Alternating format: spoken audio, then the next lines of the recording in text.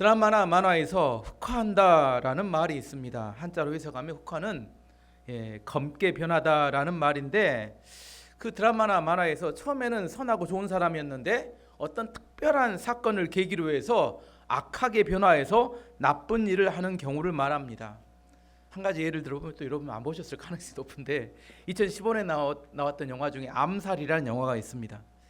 김구 선생님과 함께 독립운동가들의 이야기인데, 다른 동지들과 함께 독립운동을 했던 사람 중에 염석진이라는 사람이 있어요. 이정재가 주인공이었는데, 이 사람이 독립운동을 하다가 일본 사람들에게 경찰에 붙잡혀서 심하게 고문을 받다가 결국 일본 경찰의 회유로 이중 간첩이 됩니다.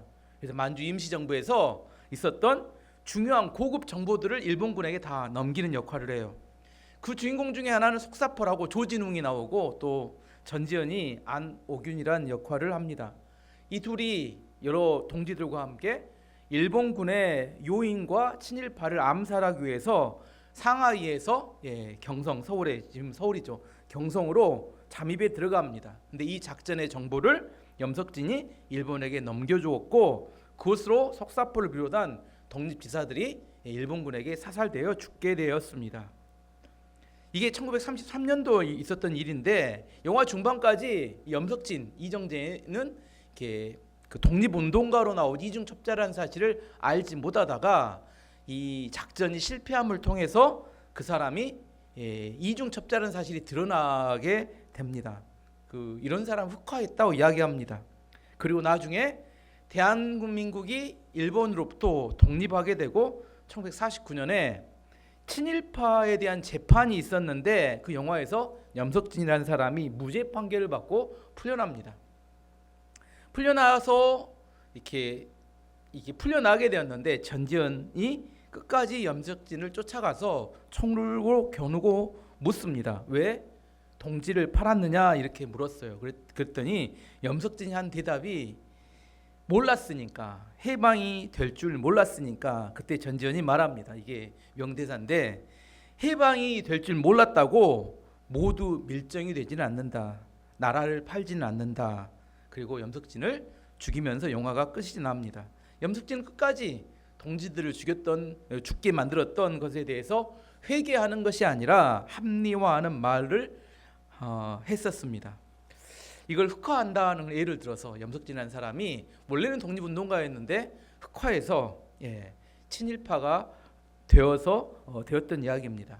오늘 본문에 보면 그렇게 믿음이 좋았던, 그다음에 하나님의 축복과 은혜를 받았던 다윗 왕이 흑화를 합니다. 자기에게 주어졌던 권력과 힘으로 충실한 신하의 아내였던 밧세바를 간음하고 그 죄를 덮기 위해서 그 신하 우리아를 죽게 만듭니다. 이런 다윗이 최악질의 범죄자로 왜 흑화를 했을까요? 오늘 본문을 통해서 그 어떤 사람도, 저를 비롯한 여기 있는 모든 사람들 다 흑화할 수 있는 죄인이라는 사실을 알아야 합니다. 이걸 알아야 우리가 하나님 앞에 어떻게 살지 지혜를 얻을 수 있습니다. 지금 내가 아니니까 앞으로도 변하지 않을 거다, 절대 그렇지 않습니다. 다윗도 흑화를 했다면 어느 누구도 다 변질되고 흑화할 수 있습니다. 승승장구했던 다윗의 인생에 최대 위기가 발생했습니다. 순간적인 정욕을 이기지 못하고 우리아의 밧세바와 간음을 저지르고 말았습니다. 다윗의 죄의 시작은 어제 새벽에 설교했으니까 잘 모르시면 다시 한번 들으시면 좋을 것 같고, 거창한 것이 아니었습니다. 일부러 죄를 지으려고 한 게 아니라 작은 방심에서 죄가 시작됐습니다. 암몬과의 전쟁이 있었을 때 자신은 나가지 않고 요압 장군을 리더로 전쟁에 보냈습니다. 그리고 자신은 왕궁에서 결과를 기다리고 있었어요. 다윗 왕은 이미 강대국의 왕이었기 때문에 충분히 그럴 자격이 있었습니다. 굳이 본인까지 전쟁에 나가서 전쟁할 필요까지는 없었습니다. 하지만 하나님이 주셨던 축복과 은혜를 누리고 있을 때 누가 노리고 있었다고 했어요? 악한 마귀가 다윗 왕의 빈틈을 노리고 있었습니다. 다윗 왕은 전혀 예상하지 못하고 있었을 때 다윗 왕 앞에 미끼를 던져 놓았습니다. 물고기 입장에서 절대 내 앞에 눈에 어른거릴 만한 그런 그게 먹을 것이 아닌데 내 앞에 갑자기 좋은 미끼가 좋은 음식이 왔다 갔다 해요. 왜 그래요? 일상적으로 그게 나타나진 않습니다. 근데 왜 왔다 갔다 해요? 왜 그래요? 예. 꼭 한 번 더 생각해 봐야 합니다. 이게 절대로 있지 않은데 내 앞에 왔다 갔다 하면 그건 누군가 음모를 꾸며서 나를 유혹에 넘어뜨리기 위해서 놓은 덫이라는 사실을 한 번 더 생각해야 합니다. 다윗은 그런 상황에서 아무런 생각 없이 자기 욕망을 따라 행동하고 말았습니다. 낮잠을 늘어지고 자고 나서 저녁에 왕궁을 산책하고 있었어요. 왕궁 지붕에서 산책하고 있을 때 아름다운 여자가 목욕하는 모습을 우연히 보게 되었습니다. 다윗이 의도를 가지고 야한 동영상을 일부러 켜서 본 게 아니라 산책하다가 우연히 밧세바가 목욕하는 장면을 눈에 들어왔어요. 그 당시 이렇게 그 집의 구조를 보면 다 2층 집이 아니라 1층 집입니다. 1층 집인데 그 당시에는 상하수 시대, 지금 우리야 뭐 집에서 물만 틀면 물이 나오지만 상하수도라는 개념이 없어요. 뭐 어떻게 해야 목욕할 수 있어요? 우물에서 물을 길러 갖고 와야 돼요. 근데 우물에서 물을 길러 갖고 왔을 때 실내에서 목욕할 수 있을까요? 상하수도 시설 없다니까요. 안에서 물에 이렇게 물을 끼얹으면 그 물이 빠져나갈 구멍이 없어요. 그럼 어떻게 해요? 어디서 목욕을 해요? 예, 마당에서 뜰에서 목욕하는 수밖에 없습니다. 근데 유일하게 집이 높은 곳에 지어진 것이 왕궁이에요. 왕궁 지붕을 거닐다가 우연히 집안 마당에서 목욕하고 있었던 밧세바를 우연히 보게 된 겁니다. 보려고 봤던 게 아니라 밧세바도 거기서밖에 목욕할 수밖에 없었고 다윗도 그날 산책을 하다 그걸 보게 됩니다. 문제는 다윗이 우연히 보게 된 밧세바의 모습을 보고 정욕에 사로잡히고 맙니다. 우연히 본 것이면 눈을 돌려서 끝내고 말면 되는데 순간적인 충동을 이기지 못하고 신하들에게 이야기합니다. 야, 저 여자 누구인지 알아봐라. 누군지 알아보니까 뭐라게요? 야, 그 여자 왕궁으로 데려와라. 그리고 넘지 않을 선을 넘어버리고 말았습니다. 다윗은 하나님께 주셨던 권력과 힘을 가지고 자신의 정욕을 채웠습니다. 그 일을 덮어버리기 위해서 밧세바를 조용히 돌려보냈어요. 그리고 그와 관련된 신하들에게 뭐라고요? 말하지 마. 신하들은 어떻게 해요? 살려면 말 안 해야죠. 다윗은 다행히 다른 사람들에게 걸리지 않았고 완전 범죄라고 생각했습니다. 근데 한두 달이 지난 후에 밧세바에게 연락이 왔어요. 연락이 안 와야 되는데 뭐라고요? 임신을 했다는 겁니다. 다윗은 당황하게 됩니다. 남편은 전쟁터에 나가고 없는데 아내가 임신하게 되었어요. 그럼 무슨 말이에요? 그 여자가 간음을 했다는 이야기입니다. 증거가 남아버렸습니다. 아이가 생기게 된 겁니다. 당시 유대 율법으로 간음한 여자는 돌로 쳐 죽이는 것이 그때의 율법이었습니다. 만일 남편인 우리아가 전쟁에 돌아왔는데 몇 달 후에 돌아왔는데 아내가 배가 이렇게 불러있으면 어떻겠어요? 간음한 남자를 찾아서 죽이려고 달라들었을 겁니다. 그리고 그 사실이 다윗의 범죄했던 것이 이제 우리아가 오게 되면 모든 백성들이 다 알게 될 수밖에 없는 다윗에게는 엄청난 위기의 상황이었습니다.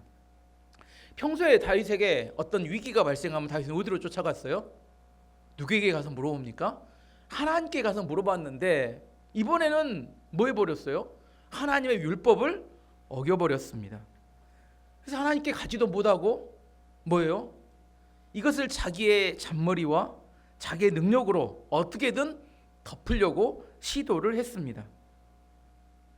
이것이 다윗의 인생의 최고의 패착이 되고 말았습니다. 오히려 다윗이 범죄했을 때라도 하나님 앞에 나아가서 회개했다면 큰 재앙은 막을 수 있었을 텐데 덮어버리려고 시도했던 걸 통하여 죄가 점점 커져가고 말았습니다. 다윗이 자신의 범죄를 덮기 위해서 세 가지 전략을 짭니다. 인간의 계획이에요. 인간적인 계획을 짭니다. 첫 번째는 다윗이 전쟁터에 나가 있는 우리아를 예루살렘으로 돌아오게 했습니다. 다윗의 계획은 이런 거였어요.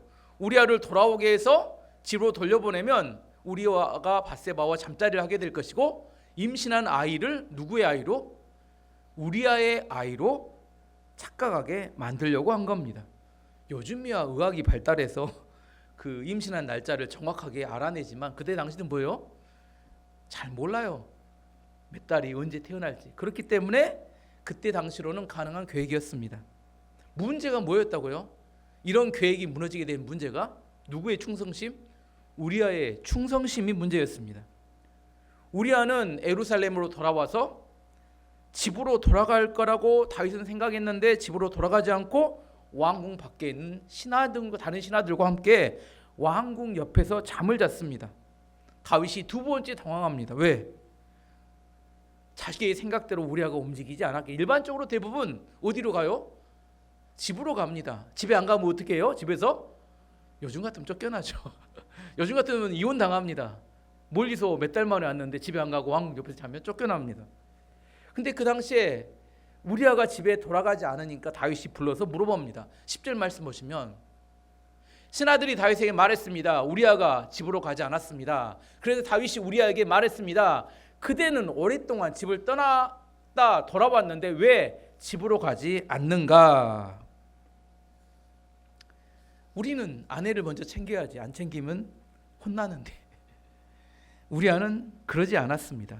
우리아가 가지 않은 이유에 대해서 이렇게 이야기합니다. 11절 말씀 보시면 우리아가 대답했습니다. 언약궤와 이스라엘과 유다의 군인들이 장막에 머물고 있습니다. 나의 주 요압과 그의 부하들도 들에서 잠을 자고 지내고 있습니다. 그런데 제가 어찌 집으로 가서 먹고 마시며 제 아내와 함께 잠자리를 가질 수 있겠습니까? 우리아는 하나님의 언약궤, 그다음 이스라엘 군대가 장막 천막 아래에 있고 자기의 상관이었던 요압과 군인들이 들에서 잠을 자고 있는데 어떻게 자기만 편하게 집으로 가서 잠을 잘 수 있겠습니까? 우리아는 아내를 챙기지 않았던 게 아니라 나라와 동료들에 대한 충성심 때문에 집으로 돌아가지 않았습니다.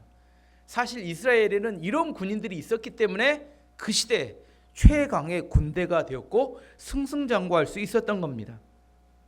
범죄한 다윗에게 이런 고백, 나는 하나님의 언약궤와 군인들이 들에 있기 때문에 못 갑니다. 이런 고백이 너무 아름다운 고백이었을까요? 꼴보기 싫은 고백이었을까요? 원래는 너무 아름다운 고백인데 범죄한 다윗 입장에서는 꼴보기 싫어 죽었을 겁니다. 왜요? 자기의 범죄를 덮어야 하는데 충성심 때문에 자기의 죄가 모든 백성들에게 다 들통나게 생겼기 때문입니다. 사람이 얼마나 간사한 존재인지 모릅니다. 겉으로 선한 척해요. 죄가 없는 척합니다.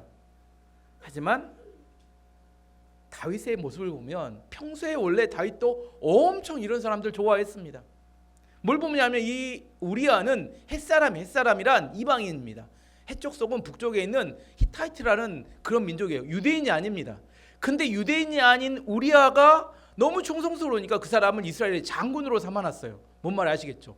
다윗은 유대인이 아님에도 불구하고 이런 햇사람을 장군으로 삼을 만큼 이런 충성스러운 사람을 매우 좋아하고 중용했는데 이제 죄를 짓다 보니까 그 충성심이 불편해진 겁니다.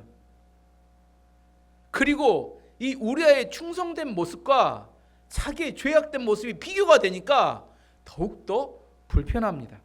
그리고 마음이 찔립니다. 이런 상황에서 어떻게 해야 다윗의 최선의 방법일까요? 어떻게 해야 될까요? 어떻게 해야 돼요? 정직이 최선의 방책입니다. 지금 고통스러울지라도 있는 모습 그대로 하나님께 나아가서 회개하고 돌이켜야 했습니다. 하지만 첫 번째 방법이 통하지 않으니까 다윗은 두 번째 전략 속임수를 사용합니다. 두 번째 전략은 우리아를 술 취하게 만들어서 집으로 돌아가게 하려고 했습니다. 12절 13절 말씀 보시면 다시 우리아에게 말했습니다. 오늘 여기에 머물러라. 내일 그대를 싸움터로 돌려보내겠다. 그래서 우리아는 그날과 그 다음 날에도 예루살렘에 머물러 있었습니다. 그때 다윗이 우리아를 불러 자기에게 오게 했습니다. 우리아는 다윗과 함께 먹고 마셨습니다. 다윗은 우리아를 취하게 만들었지만 우리아는 그래도 자기 집으로 돌아가지 않았습니다. 그날 저녁에 우리아는 왕의 신하들과 함께 왕궁 문 밖에서 잠을 잤습니다. 다시 우리아를 안심시켰어요. 오늘은 여기에 머물지만 내일은 내가 너를 어디로 보내겠다? 전쟁터로 보내겠다. 이게 거짓말이에요, 아니에요? 거짓말입니다. 왜요? 안심을 시켜야 뭘 마시니까? 술을 먹으니까. 그리고 술을 마시게 하고 술을 취하게 만들었습니다.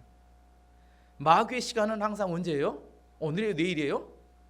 내일입니다. 마귀의 시간은 내일이에요. 다이어트를 언제부터 해요? 오늘까지 먹고 내일부터. 운동도 언제부터요? 오늘까지 쉬고 내일부터. 공부도 언제부터 합니까? 오늘까지는 쉬고 내일부터. 성경 읽기도 언제부터요? 오늘부터 쉬고 오늘까지는 쉬고 내일부터. 기도도 언제부터 합니까? 예, 오늘까지는 쉬고 내일부터. 마귀의 시간은 항상 내일이지만 그 내일이 올까요? 그 내일은 영원히 오지 않습니다. 사람이 취한다는 거, 예, 의학적으로, 저 의사니까 의학적으로 사람이 술에 취한다는 것은 술을 먹으면 알코올이 뇌로 가서 뇌내를 마비시킵니다. 뇌내를 마비시켜요. 마비시키면 나타나는 증상이 두 가지가 뭐냐면, 첫 번째는 정상적인 판단이 안 됩니다. 판단 능력이 흐려지는 게 첫 번째. 두 번째는 억눌러 놨던 욕망이 이제 살아납니다. 원래는 정상적인 사고를 가질 때는 욕망을 억누를 수 있는데 욕망과 본능이 살아납니다. 술에 취하면 평소에 말이 없던 사람이 뭐가 많아져요? 말이 많아집니다. 계속 왜 말을 많이 할까요? 예, 평소에는 억눌러 놨는데 이제 그 억눌렀던 말을 많이 합니다. 그래서 어떤 말을 해요? 한 말 또 하고 한 말 또 하고 밤새 같은 말을 반복합니다. 기억력도 없어지나 봐요. 자기 했던 말을 기억 못합니다. 계속 말을 반복합니다. 그리고 정욕이 들끓습니다. 남자들이 여자를 꼬시려면 뭘 먹여요? 여러분 잘 모르겠지만 여러분 잘 모르겠죠. 술을 마십니다. 술을 먹이게 해요. 왜요? 술을 먹으면 남자든 여자든 다 숨겨놨던 욕망이 끌어오르기 때문입니다. 통제가 되지 않기 때문입니다. 문제는 우리아는 술에 취했어도 집에 돌아가지 않고 왕궁 밖에서 신하들과 함께 잠을 잤어요. 우리아의 충성심, 술 취한 욕망, 우리아는 뭐가 훨씬 컸어요? 충성심이 술에 취한 욕망보다 훨씬 더 강하고 컸기 때문입니다. 두 번째 전략도 실패하게 됩니다. 다윗은 마지막 세 번째 전략을 사용합니다. 그것은 역사 이래로 마귀가 항상 사용했던 마지막의 전략입니다. 뭐였어요? 살인이었습니다. 살인. 다윗은 요압 장군에게 편지를 써서 보내는데 우리아를 가장 치열한 전쟁터로 보내어서 거기서 죽게 하라고 명령합니다. 14절 15절 말씀 보시면, 이튿날 아침 다윗은 요압에게 편지를 써서 우리아에게 그 편지를 전하게 했습니다. 다윗이 쓴 편지의 내용은 이러했습니다. 우리아를 싸움이 가장 치열한 곳으로 보내어라. 그런 다음에 우리아만 혼자 남겨두고 물러나거라. 우리아를 싸움터에서 죽게 하여라. 악한 마귀는 가인이 아벨을 질투하여 죽였던 때부터 시작해서 자기 마음대로 되지 않으면 마지막에 사용했던 방법이 살인이었습니다. 그래서 예수님도 십자가에서 죽인 겁니다. 왜요? 예수님이 마음대로 유혹에 넘어오지 않으니까 십자가에서 죽인 겁니다. 그런데 이 마귀의 방법을 누가 사용했어요? 누가 사용하고 있습니까? 다윗이 그 방법을 들고 나왔습니다. 완벽하게 흑화를 해버리고 말았어요. 충성스러운 우리아를 죽여야겠다고 생각한 겁니다. 이건 정상적인 다윗의 모습이었다면 도저히 상상할 수 없는 그런 결정이었습니다. 하지만 다윗은 이미 뭐에 빠져버렸어요? 악한 마귀가 파놓은 함정에 빠져버렸고, 이런 함정에서 빠져나오는 길이 뭐예요? 어떻게 이런 함정에 빠져나옵니까? 하나님께 나아가 자기 죄를 인정하고 회개하는 게 빠져나온 길이었는데, 다윗은 그걸 선택하지 않고 마귀의 방법을 선택해서 죄악은 점점점 깊어져 가고 결국 용서받을 수 없는 선택을 하게 됩니다. 근데 다윗의 편지를 받았던 요압은 마음이 어땠을까요? 충격이고 당황하지 않았을까요? 다윗도 당황했는데 요압도 당황합니다. 충성스러운 우리아를 사지로 몰아서 죽이라는 명령을 누가 해요? 그 믿음이 좋았던 다윗이 명령을 한 겁니다. 요압 장군은 눈치가 빠른 사람이었어요. 그리고 군대 장관이었기 때문에 정보력이 있어서 이건 분명히 뭔 일이 생겼다고 생각하고 왕궁에 자기의 끈앞풀들, 자기의 신하들을 연락해서 무슨 일이 발생했는지 알아봤을 거라고 생각합니다. 상황을 다 파악하고 나서 요압은 아무런 대꾸도 하지 않고 다윗이 명령한 대로 우리아를 죽음의 길로 내몹니다. 16절 17절 말씀 보시면 요압은 성을 살피다가 그 성 중에서 적군이 가장 강하게 막고 있는 곳을 알아냈습니다. 요압은 우리아를 그곳으로 보냈습니다. 성의 군인들이 밖으로 나와서 요압과 맞서 싸웠습니다. 다윗의 부하들 중 몇 명이 죽임을 당했습니다. 햇사람 우리아도 죽었습니다. 우리아에게는 너무나 억울한 죽음이었습니다. 다윗에게는 너무나 잘못된 인생의 최악의 선택이었습니다. 하나님께서는 이렇게 죄를 지은 다윗을 그대로 두실 수는 없는 상황이 되었습니다. 우리가 지금까지 다윗이 어떻게 흑화해 갔는지 과정을 쭉 살펴봤는데 우리 마음속에 저런 나쁜 놈이 다 있나 이렇게 생각할 수 있습니다. 하지만 다윗도 젊은 시절에 그렇게 생각했어요. 누가 그랬어요? 다윗을 누가 쫓아다녔어요? 사울왕이 자기의 권력과 군대를 동원해서 모든 힘을 동원해서 다윗을 죽이려고 쫓아다녔을 때 다윗도 뭐예요? 어떻게 왕이 저럴 수 있을까 그렇게 생각했는데 누가 다윗이 그 왕의 자리에 앉게 되니까 누구도 그렇게 변해버렸다고요? 다윗도 사울왕처럼 그렇게 변하더라는 겁니다. 지금 우리가 돈이 없고 힘이 없고 권력이 없으니까 부자들과 정치인들, 권력을 가진 정치인들에 대해서 잘못했대, 뭐했네 욕하고 비난합니다. 하지만 정작 여러분에게 그 자리를 주면 여러분은 잘 해낼 수 있을까요? 여러분 괜찮겠습니까? 여러분에게 대통령이 자리를 주거나 여러분에게 큰 부자가 되게 해주거나 여러분의 명예를 주거나 그럼 여러분은 그걸 가지고 하나님의 영광을 위해서 잘 사용하시겠습니까? 쉽지 않은 일입니다. 그래서 하나님도 여러분을 잘 알고 안 주시는 겁니다. 왜냐하면 인간은 죄인이기 때문입니다. 우리는 다윗을 통해서 반드시 깨달아야 합니다. 나도 저렇게 흑화할 수 있는 존재라는 사실을 알아야 한다는 겁니다. 하나님께서 나에게 돈을 주시고 명예를 주고 성공을 주셨다면 나는 어떻게 살 것인가? 분명한 목적과 이유가 있어야 합니다. 이것을 사명이라고 합니다. 사명이 없는데 나에게 분에 넘치는 것들이 주어지면 그때 그것으로 그 인생이 흑화하고 무너지게 될 가능성이 높습니다. 우리는 한 번 성공하는 게 중요한 게 아니라 성공이 내 안에 계속 머물러 유지되는 게 중요하기 때문입니다. 다윗의 명령을 받았던 요압 장군이 그것을 실행에 옮기고 요압 장군 다시 다윗이 기다리고 있을 거라고 생각하고 전령을 보내서 어떻게 일이 처리됐는지를 보고합니다. 뭐라고 보고하냐면 병사줄 몇 명이 전쟁하다 죽었습니다. 근데 그 중에 누가 포함됐습니다? 우리아가 포함되었다고 보고합니다. 평소 같았으면 다윗이 화를 냈을 겁니다. 왜요? 병사들이 죽을 만한 왜 그런 전략을 짰는지 화를 냈을 건데 다윗이 뭐라고 이야기하냐면 전쟁을 하다 보면 죽이기도 하고 죽기도 한다. 요압에게 의기소침하지 말고 용기를 내 싸우라고 덕담을 해줍니다. 25절 말씀 보시면 다윗이 전령에게 말했습니다. 요압에게 이렇게 전하해라. 이 일로 염려하지 마라. 전쟁을 하다 보면 누구나 죽이고 죽을 수가 있다. 성을 맹렬히 공격하여 점령하도록 하여라. 이 말을 전하여 요압에게 용기를 주어라. 이런 말을 하면서 다윗은 뒤로 돌아서 회심의 미소를 지었을 겁니다. 이제 우리아가 죽었기 때문에 자신의 죄를 들추려고 쫓아다니는 사람도 없어지고 원한을 가진 사람도 없어졌다고 생각하기 때문입니다. 완전 범죄라고 여겼습니다.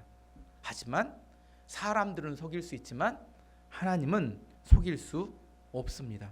하나님께서는 그러한 다윗의 모든 소행을 다 지켜보고 계셨습니다. 26절, 27절 말씀 보면 밧세바는 자기 남편이 죽었다는 소식을 듣고 남편을 위해 울었습니다. 밧세바가 슬픔의 기간이 다 마치자 이 장례가 끝났다는 이야기입니다. 다윗은 종들을 보내어 밧세바를 왕궁으로 데리고 오게 했습니다. 그리고 밧세바는 다윗의 아내가 되어 다윗의 아들을 낳았습니다. 그러나 여호와께서는 다윗이 한 일을 기뻐하지 않으셨습니다. 다윗은 밧세바를 왕궁으로 데려왔어요. 왜 데려왔을까요? 밖에서 아기를 낳으면 남편도 없는데 아기를 낳았다면 다른 사람들이 이상하게 생각할 거 아니에요. 완전 범죄를 위해서는 어디서? 왕궁에 와서 아기를 낳아야 다른 사람들이 알아보지 못하기 때문에 왕궁으로 데려왔습니다. 하지만 사무엘하 성경 기자는 다윗의 긴 이야기 끝에 하나님이 이 일에 대해서 어떻게 생각하셨는지 아주 간단하게 기술해 놓았습니다. 하나님께서 다윗이 한 일을 기뻐하지 않으셨습니다.